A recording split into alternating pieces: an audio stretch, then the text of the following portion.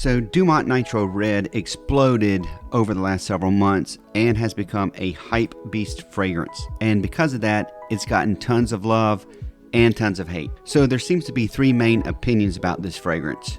One is this stuff is cheap, synthetic, headache-inducing trash. Two, it's a solid fragrance, but it doesn't deserve the hype that it's getting. And then three, this stuff is the most amazing hype fragrance. You should go out and buy it immediately. So what is Dumont Nitro Red? Basically, it is a youthful, playful, sweet, and fruity fragrance that falls in line with your Invictus style or Rosasi Hawa style fragrances. But it does have its own thing going on. So here is just a quick review of the box and bottle. As you can see, here is the box and here is the bottle. It is red with a fake leather covering on the outside, and it has a gold cap and it sprays pretty well. So the note breakdown on this is top notes of apple, lavender, and bergamot, mid notes of watermelon, cedar, and calamus, base notes of patchouli, sandalwood, and amber.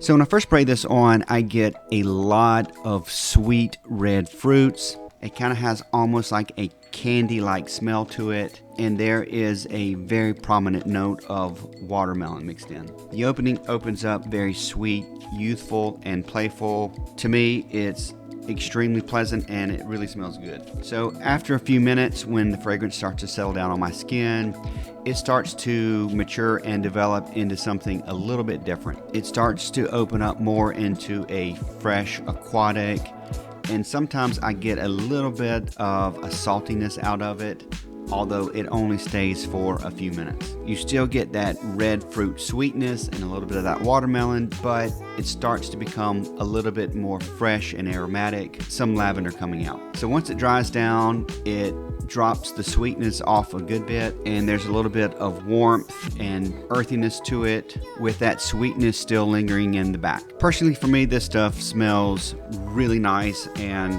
I do enjoy wearing this, but to me it falls in more of the category of this stuff smells good, but I'm not quite sure it deserves the mega hype that it's been getting. Alright, so what's the price on this stuff? I bought this online for around, I think $27 or $28. It was on sale. I can't remember the discount I got, but it was under 30 bucks. But normally I think it's in the low $30 range. To me, for what this fragrance is, I think the price point is fair and I don't really have any complaints about that. So as far as longevity and projection, I get really good projection out of this stuff, even out of 3 or 4 sprays.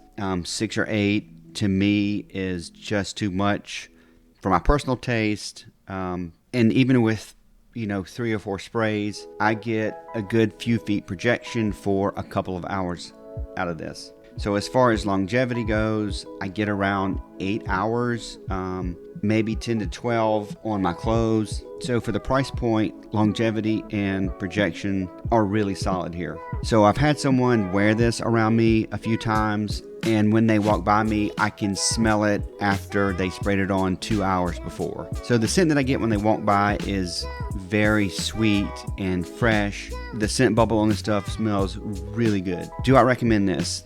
Look, if you're looking for a youthful and playful fragrance that's going to pull compliments, that has really good performance and a very good price, this is a solid choice. Now, if you have a lot of fragrances, you already have some of the Invictus line, Rosasi Hawas, this may not be something that you need. Personally, I like it because it's a little bit different because of that watermelon note and that kind of fresh aquatic mixed in along with the lavender. It's different enough for me to want to keep the bottle. That's it, guys. If you have any questions, please post them in the comments below, and I appreciate you listening.